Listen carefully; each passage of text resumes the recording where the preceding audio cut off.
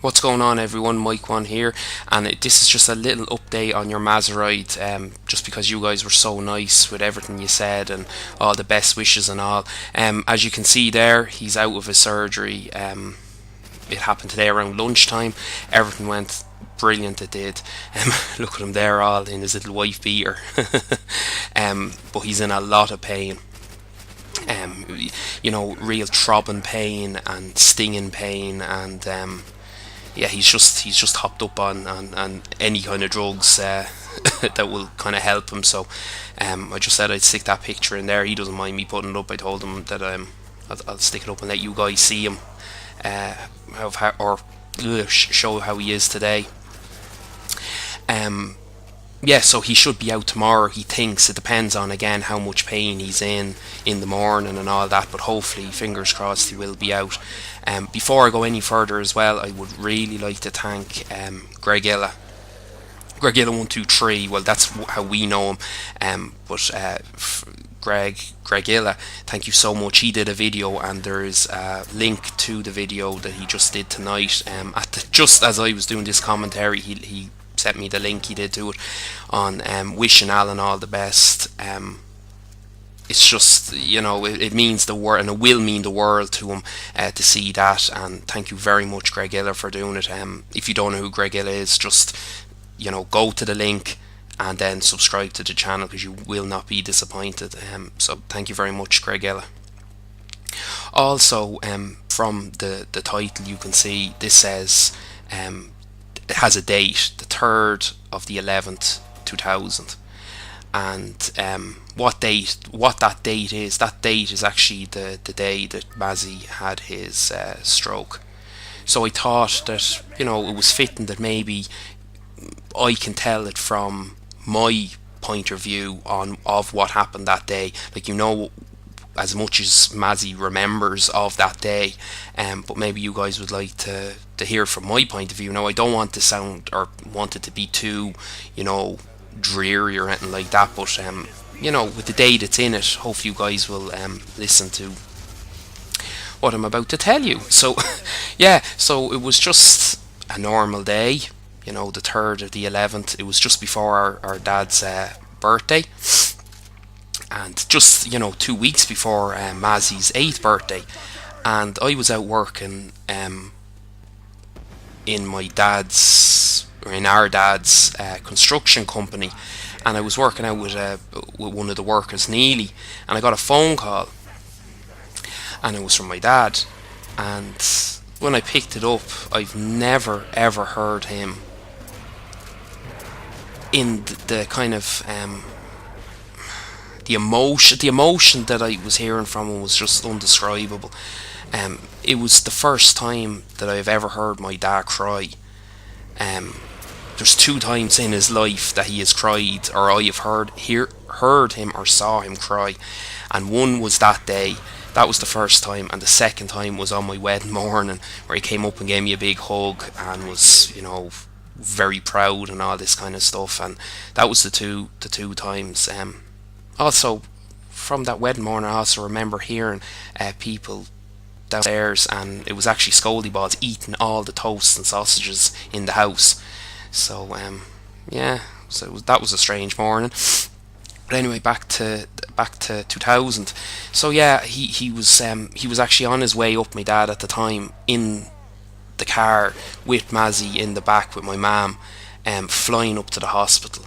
And he was inconsolable. He was trying to drive at the same time. Now, he had a very, very fast and powerful car, and he was actually getting a guard escort from Blessington up to Tala Hospital in Dublin. So again, thank you very much to Gardaí. I always thank them when I'm thinking of this story or telling this story. And yeah, he was on his way up, and I just remember the emotion in the voice, and I was just completely and utterly taken back by it. And I kind of remember getting into the van and racing home with Neely back to Ballymore. And after that, it's quite a blur. It is. I don't remember much of it.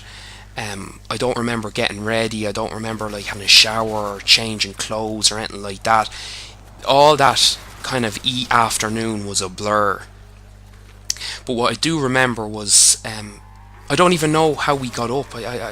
Again, it was a blur. It was so surreal to think that my younger brother had had a stroke. Um, that so young. I don't think at the time now that we knew it was a stroke, but I'm just saying for the purposes of the chat that that it was a stroke. And but I do remember going up in the car driving, just the outskirts of Tala, and I remember listening to songs on my Walkman at the time.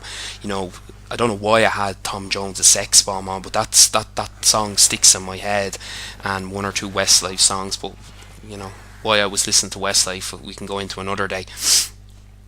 But getting into the hospital, um,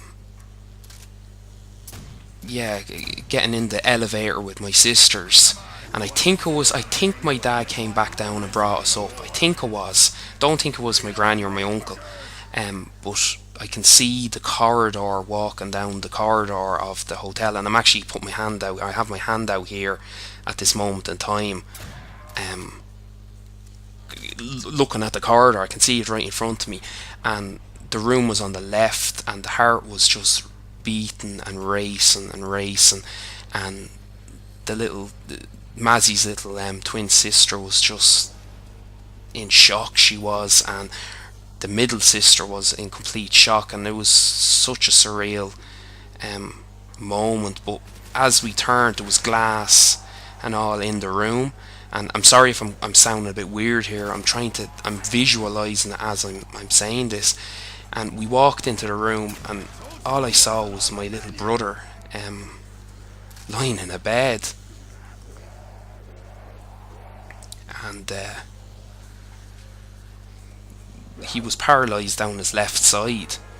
But looking at him, I could see he just looked up at us, and he kind of gave a half a smile from the right side, and that image will always stick with me.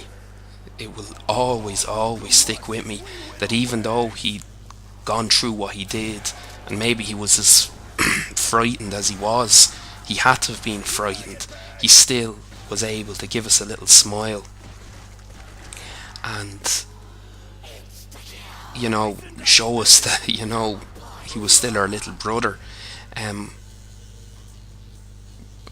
After that, we just sat down, and there was nothing you could really say to him. Again, there's just certain bits of it I remember. Other bits were blurs, or are blurry.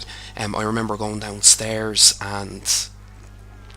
or sorry, down then, and we were sitting in the canteen area, and it's just like, I'm sure if people have been through similar things with family members, you understand the feeling that that brings to you. That kind of emotion that you're feeling at that time, because as I said, a lot of it is a blur. But just there's certain points of it that I've mentioned that I can remember. But that smile from a 7-year-old, smile out just the right side of his face. Um, I don't want to say it will haunt me, because that's not the right word. I suppose, knowing that he was okay, I suppose it will make me happy for the rest of my life, if that makes sense. Because it could have been a hell of a lot worse. Because apparently the left side of the brain doesn't affect, the speech and all that, so that's why he was able to recover the way he did. But it's been 11 years and three months that he's been in, this type of pain, and that, not just emotionally.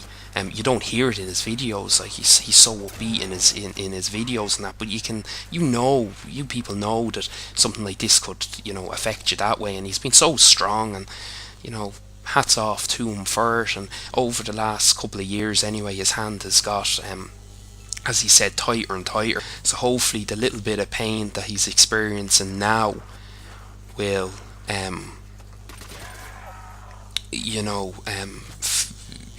be worth it in the end, that he's able to have, his hand out straight, and no tension in his hand and all that. So yeah, I'm very proud of my little brother. Like, there's nearly 10 years, there's 9.5 years between us.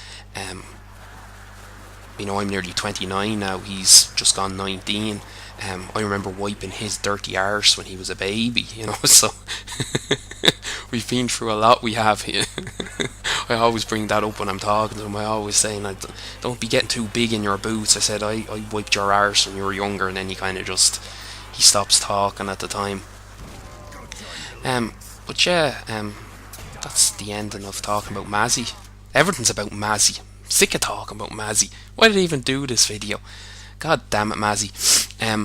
Yeah, but I was on the phone to him as well. I don't know if I said that. I was on to phone him just after I got that photo from my mum, from the mammy, and he was just telling me that hopefully he'll be out tomorrow and all that. And yeah, so he's just, and again, he said he was in pain and all that. So at least he's okay anyway. He's a little tired and that, and he'll be back to bringing you some great zombies and mess videos, really, really soon.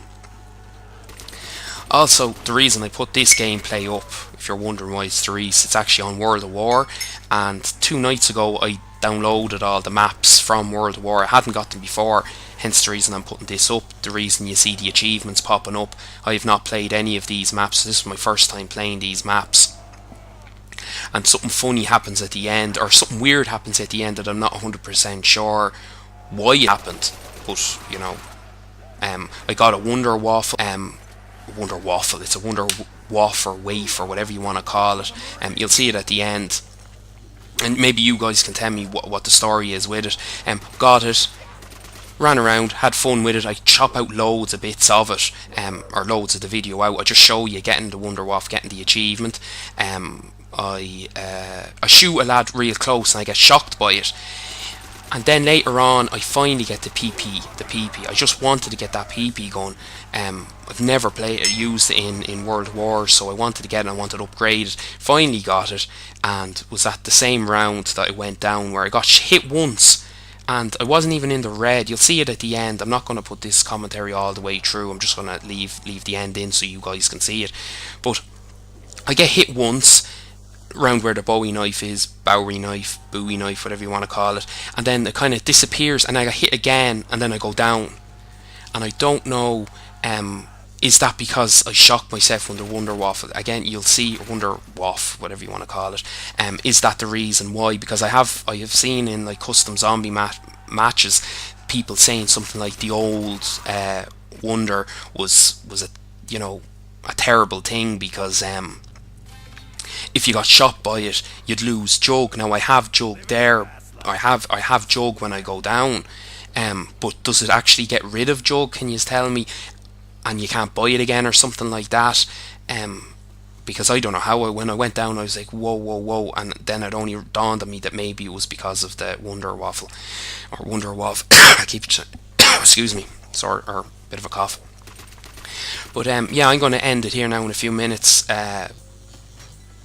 Yeah, I'm going to end the commentary here, just let you see the commentary, or see the video to the end. Sorry, I'm still thinking of little Mazzi. I am sitting in the hospital bed. You'll see more zombies from us real soon, and thank you for everyone for subscribing to us, especially from this ZSN video. It means that you're starting, that you're going to be here to watch all our videos, because we want to go back and do World of War videos. We're going to do them mostly from Mazzi's point of view. We're going to try to do massive high rounds, but we're going to do as many duels as we can, because we love messing together, when we're playing zombies and trying out different things. And we're playing this on Black Ops a night or two before. 2 nights ago, I think it was, when I actually downloaded it, and I was running around like an upgraded Law, and he was running around with something weird, and we were just all over the place. It was great crack, it was. So yeah, hopefully we'll bring those to you as soon as possible whenever he gets better. But yeah, just, if I'm not asking for likes or favorites on this video. This is purely to update you guys on how Mazzy is, and I just wanted to update you guys on Mazzy. And I'm actually at the end of the video now, so I did shite on for the full video. But if you just want to leave a comment anyway to wish Mazzy the best of luck, it would be great. I'm going to end it now. This is Mike One out. Thank you very much for staying with me for the whole video.